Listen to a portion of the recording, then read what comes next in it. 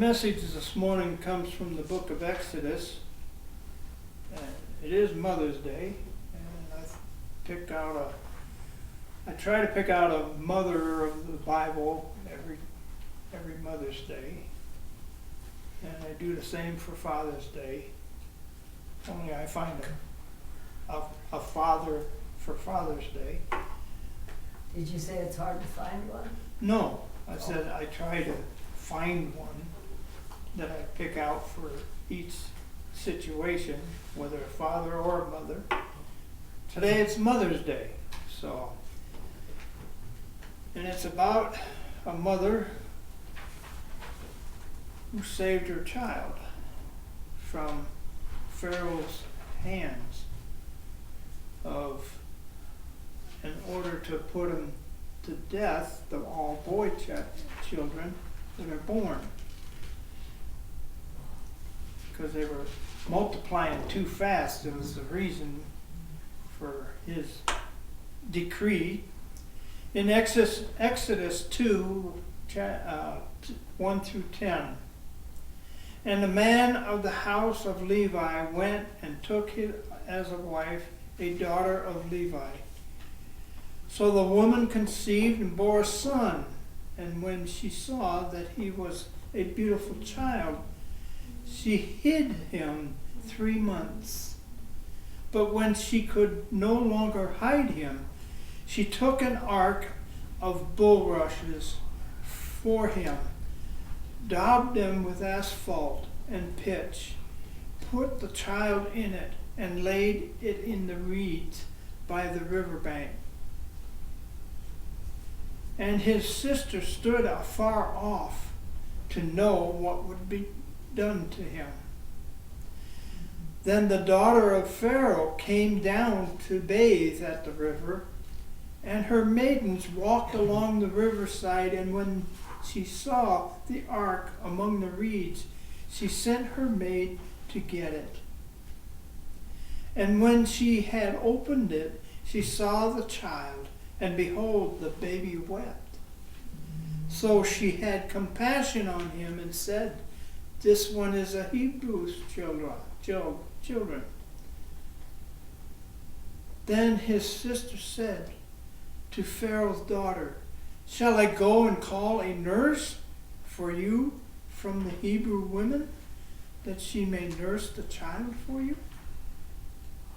And the Pharaoh's daughter said to her, "Go." So the maiden went and called the child's mother.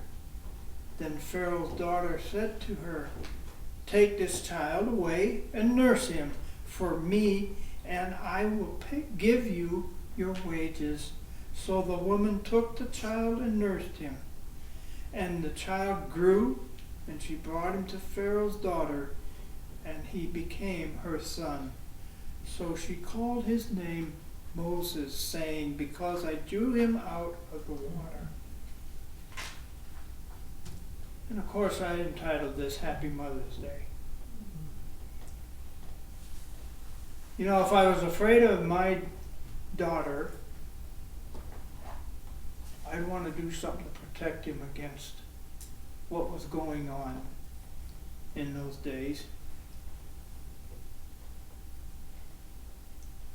So I think about it.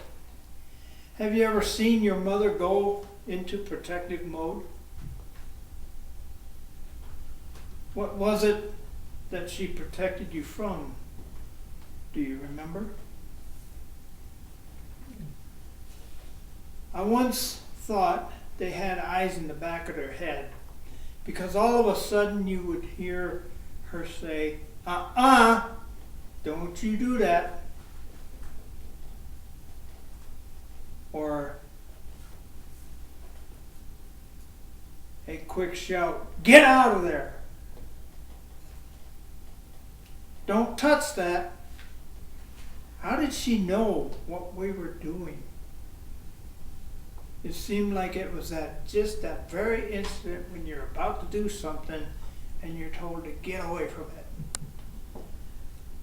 Those are some of the statements I've heard. But what made Mother's Day a special day? Did you know that in 1914, President Woodrow Wilson signed a bill designating the second Sunday in May as a legal holiday to be called Mother's Day, dedicated to the best mother in the world, your mother. For the first few years, the day was observed as a legal holiday, but in absolute simplicity and reverence. Church services were held in honor of all mothers, living and dead. In our scripture reading for today, we find a mother who has given birth to a boy child, and she fears for her child's life. Because Pharaoh has given an order or a decree in those days that the midwives were to put all male children to death the minute they were born.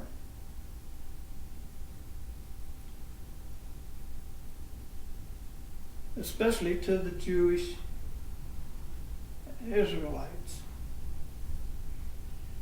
She hides the child for 3 months, only to realize that it's getting harder to keep him quiet. In her desperation to save the child, she builds a basket, or an ark as they called it,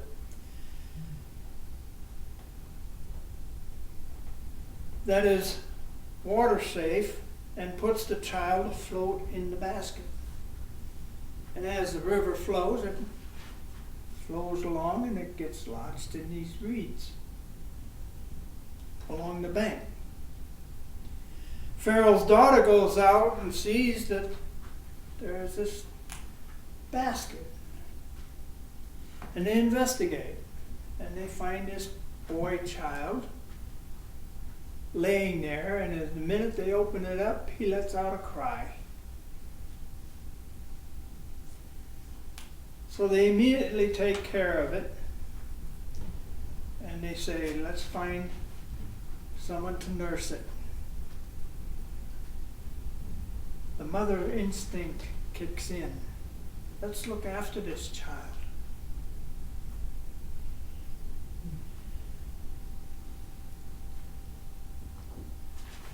Now, if anyone says that God is not in this plan, then they need to re-examine the details.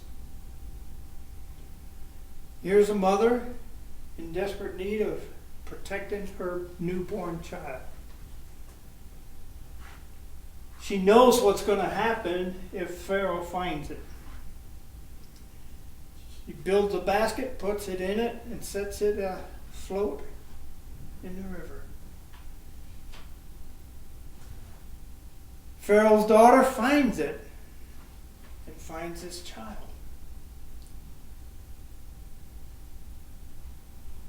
Now here's the ironic part of this whole thing. Pharaoh's daughter finds this child and says, go find someone who can nurse this child. And what did they find? The child's mother.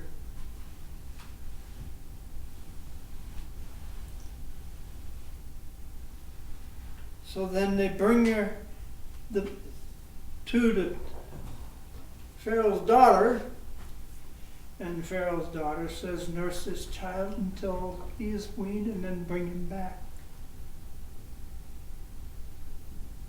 I will pay you wages. She not only saved the child by putting him in the basket in the first place, now she's getting paid to care for this child until the child is weaned. Mom's happy.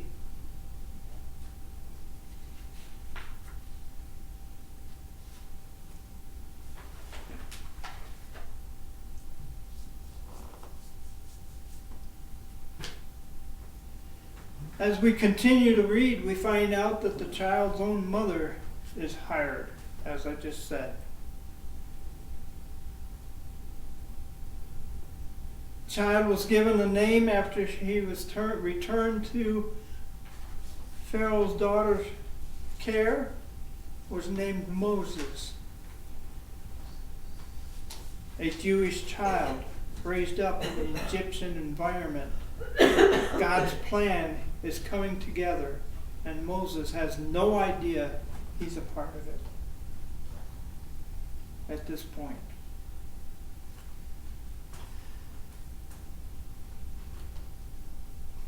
In fact, he will have a key part to play in the future of his life.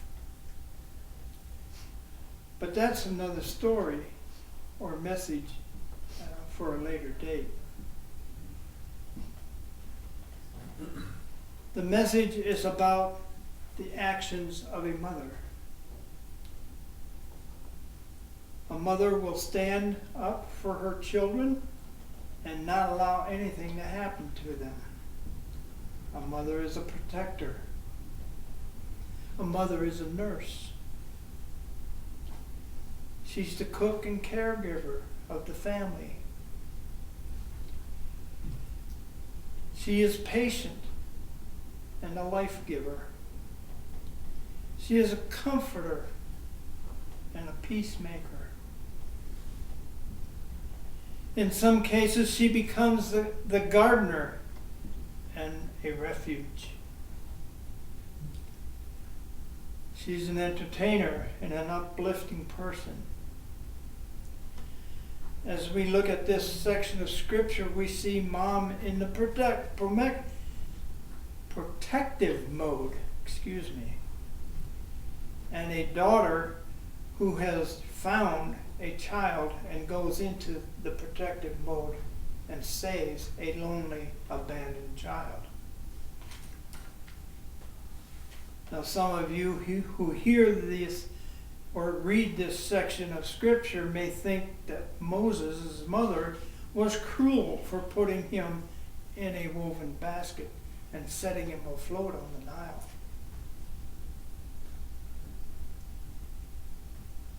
And I heard one person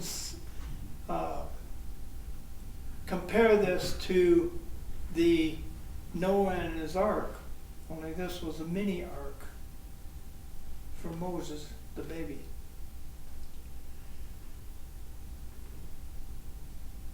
I want you to think of it this way. She did not want the child to die, but if discovered, he would have died at the hands of Pharaoh anyway. So which would have you done, given the situation? What would have been your choice?